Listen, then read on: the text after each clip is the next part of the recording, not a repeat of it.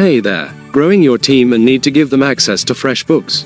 Inviting team members lets you collaborate on projects, track time, and manage client work together. Welcome back to Guide with Samuel. Here's the simple way to invite them. Go to Settings, and then Team, or Manage Users. Click Invite a team member. Enter their email address and select their role, like admin, contractor, or employee. Each role has different permissions. They'll receive an email invitation to join your FreshBooks account. My crucial pro tip: start with the least privileged role necessary. Give team members only the access they need to do their job. A contractor might only need to track time on projects, while an employee might need to create invoices. You can always upgrade their role later if needed.